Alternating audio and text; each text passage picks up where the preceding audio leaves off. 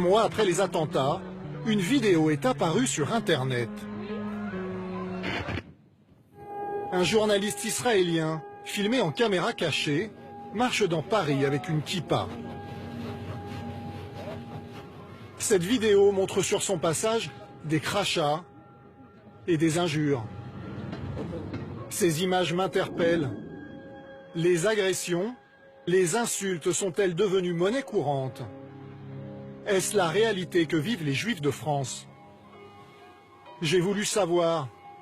Alors j'ai mis une kippa et j'ai marché dans les rues et les cités. Et voici ce que j'ai vu. Ainsi commence la vidéo de Zvika Klein.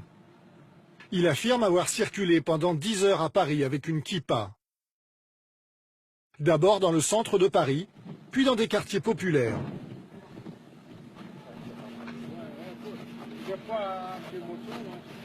Sur ces images, le journaliste se fait interpeller.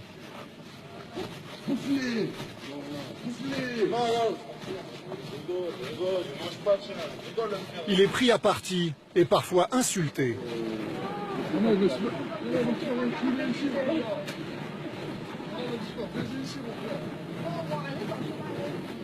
Le son n'est pas toujours audible. Il faut s'en tenir aux sous-titres, traduits en anglais, hébreu et français. Cette vidéo a été vue 5 millions de fois et a fait le tour du monde. Comment a-t-elle été tournée? Et pourquoi? Dans l'article qu'il a écrit sur sa vidéo, Zvika Klein dit être accompagné d'un garde du corps, invisible à l'image, et d'un ami qui filme en caméra cachée. Le montage dure 1 minute et 36 secondes. Nul n'a vu l'intégralité de son tournage. Mais voici comment il analyse son expérience sur la chaîne américaine conservatrice Fox News. Le Premier ministre israélien Benjamin Netanyahou presse les Juifs d'Europe de partir et d'émigrer en Israël. Et pour une bonne raison, l'antisémitisme augmente. Avez-vous craint pour votre vie? Pensez-vous plus sage pour les Juifs d'Europe de partir? Oui, j'ai eu peur. Peur pour ma vie. J'étais une cible avec ma kippa. Ce dont nous parlons, c'est de l'antisémitisme des musulmans, qui ne reconnaissent pas le droit aux juifs d'exister et qui commettent des actes violents. Des propos condamnables par la loi française. Dans l'article qui accompagne la vidéo, Zvika Klein va plus loin. Dans le Paris d'aujourd'hui, certains quartiers sont interdits aux juifs. Puis il compare les rues de Paris à celles de Ramallah. C'était comme marcher dans la vieille ville de Ramallah. Quelques minutes de plus, et on se faisait lyncher.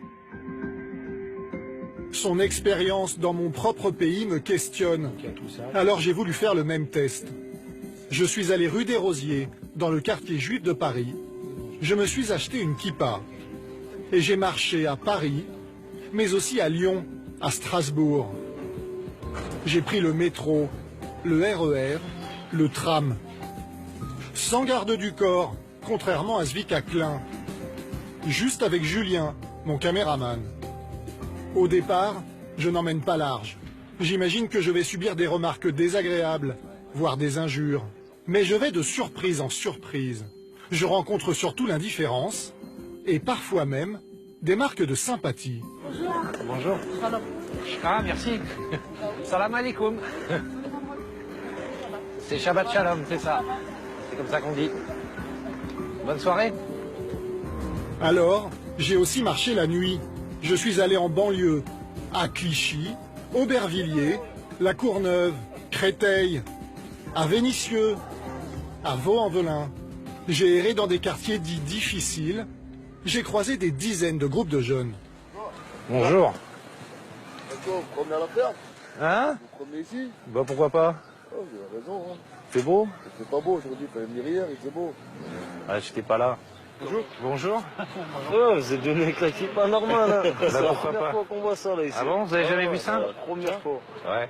Bah parce que souvent on dit que c'est dangereux alors bon. Non, il n'y a pas de dangereux, il n'y a rien, tout le monde s'en pète, on est tous pareils. Pas de... Ma voisine, c'est la voisine de ma mère, 30 ans. c'est une ville, ça fait 30 ans, mais on Alzeral. habite à côté.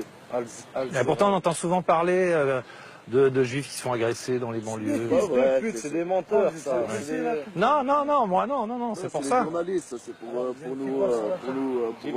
donner une mauvaise image de la religion musulmane et des jeunes de quartier. C'est n'importe quoi. Vous voulez boire quelque chose? Non, merci, c'est gentil, on va... Du thé. Non, c'est gentil. Merci, hein. Au revoir. Des scènes comme ça, j'en ai accumulé des dizaines. Dans le quartier de Barbès à Paris, un groupe de jeunes tente même de me rassurer en me disant qu'ici je ne risque rien. Chacun sa religion, chacun fait ce qu'il a envie. Non, parce que chacun défend sa religion. Bah non, parce que... c'est pas vous, hein. C'est pas vous personnellement. Attends, on vous fait une photo. Non, non. Là, tu l'as faut la foutre sur Facebook. Tous les réseaux sociaux. Bienvenue les mecs. Ouais, merci. Allez, merci. Salut. Au total, j'ai marché plus de 120 km et enregistré près de 60 heures d'images. En 12 jours avec une kippa, je n'ai subi ni violence, ni injures. L'antisémitisme existe, tous les chiffres le disent. Mais comment une telle différence avec la vidéo de Zvika Klein est-elle possible? Qui est donc ce journaliste? Je décide d'aller en Israël, à Jérusalem, rencontrer Zvika Klein pour lui raconter mon expérience. Je le retrouve devant le mur des lamentations. Shalom. Shalom, shalom, how are you? I'm fine. Désolé, je ne parle pas hébreu. Ah, it's okay. Et moi, je ne parle pas français. Première surprise, il ne vit pas en France et ne parle pas français. C'est un militant sioniste, ancien membre du service de communication de l'armée israélienne. Il a grandi dans une colonie juive. Il travaille pour un quotidien religieux et pour le site d'information NRG qui a publié la vidéo. Tous deux sont propriétés de Sheldon Adelson, un milliardaire juif américain, proche de Benjamin Netanyahou, le premier ministre israélien, qui incite les juifs à quitter l'Europe pour venir en Israël.